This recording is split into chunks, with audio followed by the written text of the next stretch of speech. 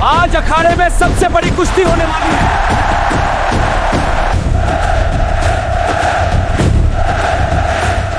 क्या कोई है शेर का बच्चा जो वीर प्रताप सिंह को हरा सके?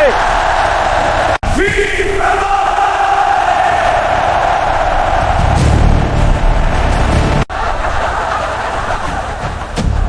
मैं लड़ूंगी इसके साथ।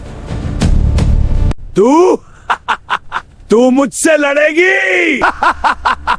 बड़े बड़े पहलवान नहीं टिक पाए और तू एक औरत क्या समझती है खुद को? मैं हारने नहीं आई, जीतने आई हूँ।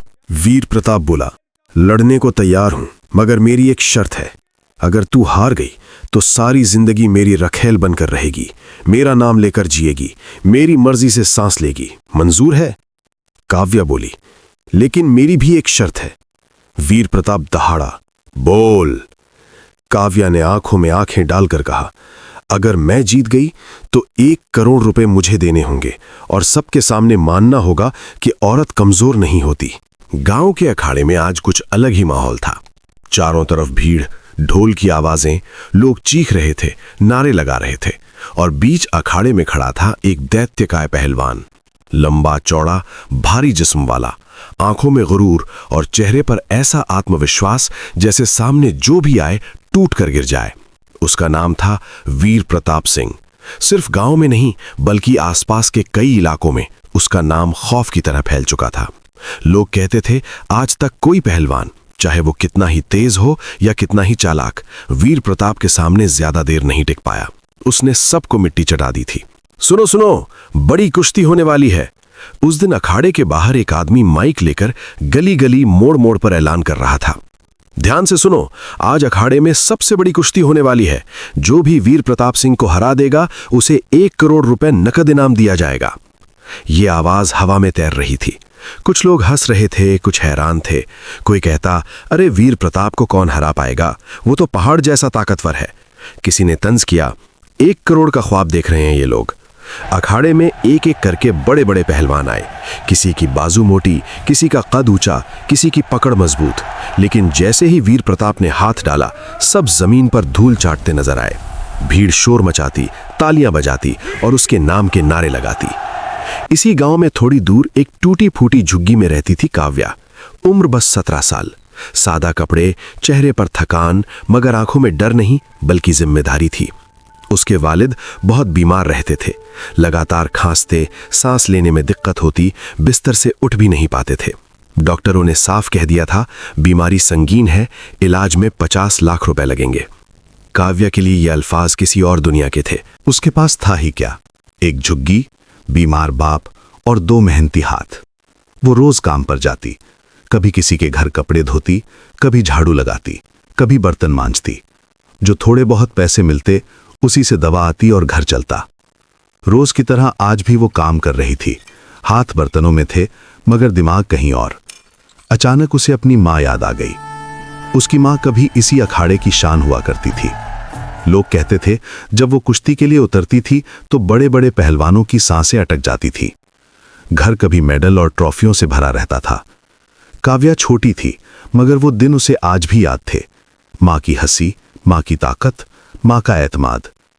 फिर वो दिन भी आया जिसने सब कुछ बदल दिया। एक मुकाबला चल रहा था। सामने वाली पहलवान घमंडी थी। जब उसे अपनी हार नजर आई तो उसने धोखे से काव्या की माँ के सिर पर जोरदार वार कर दिया। वो वहीं अखाड़े में गिर पड़ी, दर्द से चीखती रही। फौरन अस्पताल ले जाया गया। डॉक्टरों ने कहा, दिमाग पर गहरी चोट है, शायद ये दोबारा खड़ी ना हो सके, हम पूरी कोशिश करेंगे। काव्या के वालिद ने हर मुमकिन कोशिश की, घर का सामान बेच दिया, जो कुछ था सब लगा दिया, मगर किस्मत को कुछ और ही मंजूर था। मां बच न सकी और दुनिया से रुखसत हो गई। उसके बाद काव्या के वालिद भी अंदर से टूट गए। बीवी के सदमे ने उन्हें बिखेर दिया और बीमारी ने पूरी तरह जकड़ लिया। तब से काव्या अकेली ही जिंदगी से लड़ रही थी। इसी वक्त बाहर फिर वही आवाज गूंजी, जो भी वीर प्रताप सिंह को हरा देगा उसे 1 करोड़ रुपए का इनाम दिया जाएगा। जो वीर प्रताप सिंह को हरा देगा उसे 1 करोड़ रुपए मिलेंगे। काव्या का दिल जोर से धड़का। 1 करोड़। उसके जहन में बस एक ही तस्वीर थी, उसके वालिद अस्पताल के बिस्तर पर कमजोर, खांसते हुए, सांस के लिए तड़पते हुए। उसने काम छोड़ दिया, बर्तन वहीं रख दिए और बाहर की तरफ देखने लगी। वही आदमी गली गली माइक लेकर ऐलान कर रहा था। उस रात काव्या को नींद नहीं आई। वो छत को देखती रही और सोचती रही, अगर मैं यह मुकाबला जीत गई तो बाबा का इलाज हो सकता है, शायद उनकी जान बच जाए। अगले दिन काव्या अखाड़े पहुंच गई। भीड़ बेतहाशा थी। वीर प्रताप अभी किसी और पहलवान को जमीन पर पटक चुका था। माइक पर अनाउंसर की आवाज गूंजी, है कोई माइक का लाल इस अखाड़े में जो वीर प्रताप सिंह को हरा सके? अगर किसी ने उसे हरा दिया तो 1 करोड़ रुपए उसी के होंगे। तभी पीछे से एक नरम मगर मजबूत आवाज आई, मैं लड़ूंगी इसके साथ। सबने मुड़कर देखा। एक दुबली पतली लड़की खड़ी थी। कुछ औरतें हंसने लगी। किसी ने कहा, ये तो हवा में उड़ जाएगी। किसी ने तंज किया, अपनी जान देने आई है क्या? काव्या ने किसी की तरफ नहीं देखा। उसकी आंखों में सिर्फ अपने बीमार वालिद की तस्वीर थी। अनाउंसर ने हैरानी से पूछा, सोच लिया है? अगर जीत गई तो 1 करोड़ तेरे। तब वीर प्रताप ने आगे बढ़कर बुलंद आवाज में कहा, और अगर हार गई तो सबके सामने मानना होगा कि तू मुझसे कमजोर है, फिर तुझे मुझसे शादी करनी होगी। मंजूर है? अखाड़ा एक लम्हे को खामोश हो गया। काव्या के दिल की धड़कन तेज हो गई। ये सिर्फ पैसों की लड़ाई नहीं रही थी, उसकी इज्जत और जिंदगी भी दांव पर लग चुकी थी। उसने एक लम्हे को आंखें बंद की, अपने बाप को याद किया, फिर मजबूत आवाज में बोली, मंजूर है। अखाड़े में सन्नाटा छा गया। वीर प्रताप ने उसे ऊपर से नीचे तक देखा। उसके चेहरे पर हल्की सी मुस्कुराहट आई। मुकाबला शुरू होने वाला है। भीड़ जो अभी तक हंस रही थी अब खामोश थी। सबकी नजरें वीर प्रताप और काव्या पर जमी थी। वीर प्रताप ने गर्दन घुमाई, कंधे झटके और जमीन पर जोर से पांव मारा। उसका जिस्म लोहे की तरह सख्त लग रहा था। हर सांस के साथ उसकी ताकत नुमाया हो रही थी। काव्या सामने खड़ी थी। दुबली जरूर थी मगर आंखों में डर नहीं था।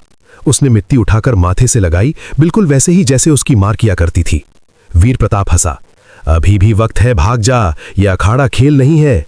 काव्या ने धीरे से जवाब दिया, मेरे लिए ये खेल नहीं, मेरी मजबूरी है।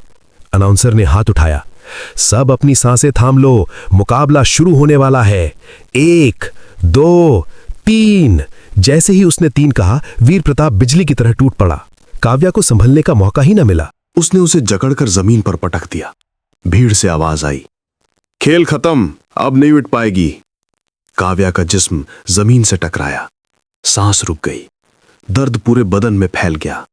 वीर प्रताप ऊपर खड़ा हंस रहा था। कहा था ना, ये बच्चों का खेल नहीं है। लेकिन काव्या ने हार नहीं मानी। वो आहिस्ता आहिस्ता उठने लगी। उसके कानों में मां की आवाज गूंजी, पहली चोट से डर मत जाना बेटी।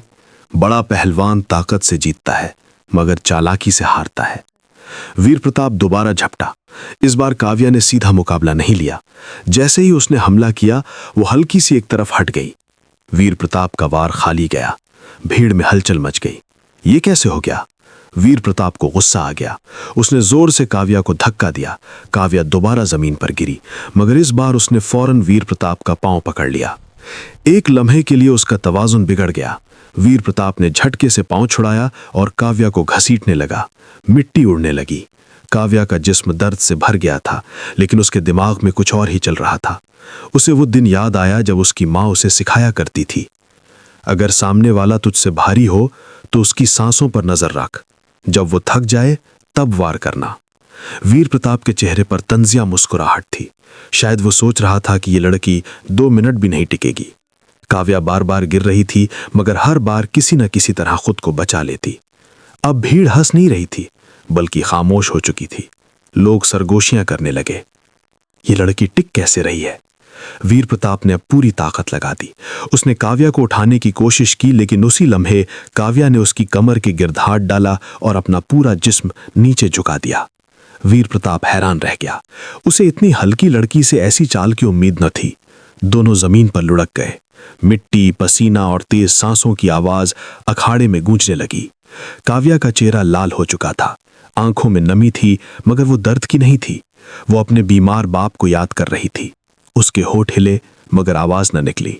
वीर प्रताप ने दोबारा ताकत लगाई और उसे नीचे दबाने लगा। उसका वजन भारी था।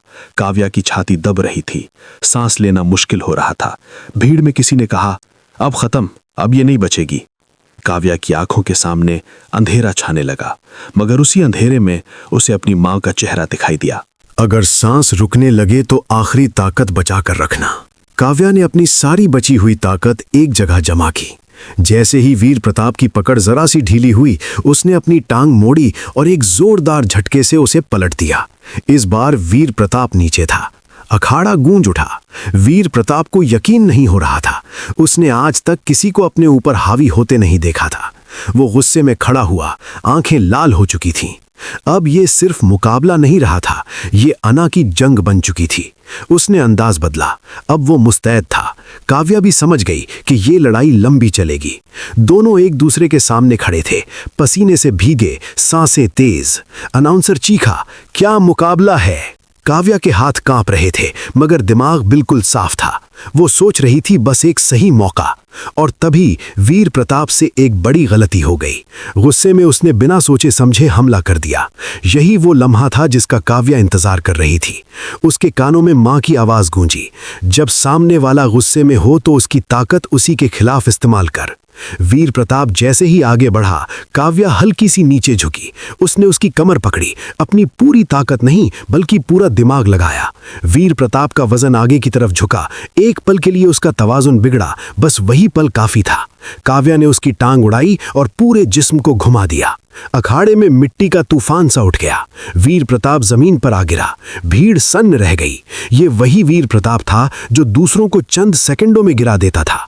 उसे यकीन नहीं आ रहा था कि कोई उस पर हावी हो सकता है। उसने झटके से उठने की कोशिश की, मगर काव्या पहले से तैयार थी। उसने उसकी गर्दन के पास मजबूत पकड़ बना ली। काव्या की आंखें बंद थीं। उसके कानों में सिर्फ मां की आवाज गूंज रही थी, बस थोड़ा और। वीर प्रताप ने आखिरी बार जोर लगाया, मगर अब उसकी ताकत जवाब दे रही थी। उसकी बाजू जमीन से चिपक गई।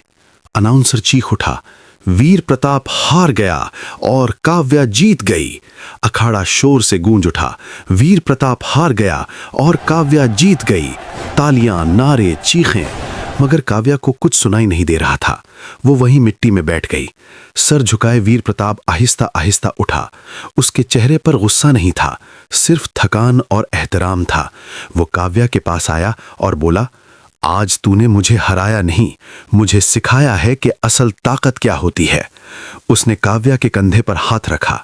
अनाउंसर ने माइक उठाया, आज की कुश्ती की फातिहा है काव्या, आज की कुश्ती की विजेता है काव्या। काव्या को एक लम्हे के लिए यकीन ही नहीं हुआ। वो चारों तरफ देखने लगी।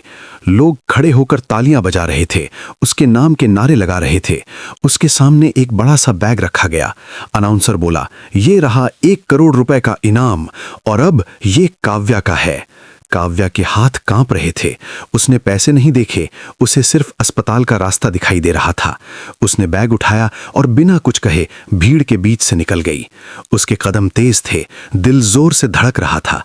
आंखों में बस अपने बाबा का चेहरा था। वो दौड़ती हुई अस्पताल पहुंची। बाहर लोग बैठे थे, किसी की आंखों में खौफ, किसी की आंखों में थकान।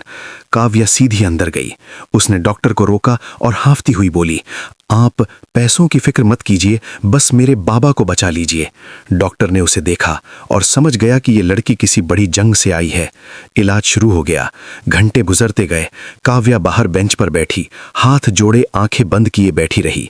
उसे अपनी मां याद आ रही थी, जैसे वो पास बैठी कह रही हो, बेटी तू जीत गई। ऑपरेशन के बाद डॉक्टर बाहर आए। काव्या फौरन खड़ी हो गई। उसके पैर कांप रहे थे। डॉक्टर ने मुस्कुराकर कहा, तुम्हारे वालिद खतरे से बाहर हैं, ठीक होने में वक्त लगेगा मगर वो ठीक हो जाएंगे। काव्या की आंखों से आंसू बह निकले। वो जमीन पर बैठ गई और पहली बार सुकून की सांस ली। कुछ दिनों बाद उसके वालिद को होश आया। कमजोर आवाज में बोले, बेटी। काव्या ने उनका हाथ थाम लिया। वो कुछ न बोल सकी। वालिद ने धीरे से कहा, तू बिल्कुल अपनी मां जैसी है।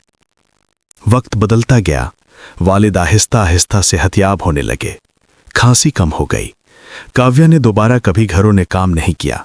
अब लोग खुद उसके पास आने लगे। कुछ लड़कियां पूछती, क्या हम भी कुश्ती सीख सकते हैं? काव्या मुस्कुरा देती। वो रोज अखाड़े में जाती, मिट्टी को छूती, आंखें बंद करती। वो जानती थी कि ये जीत सिर्फ पैसों की नहीं थी, बल्कि उस लड़की की जीत थी जिसे सब ने कमजोर समझा था।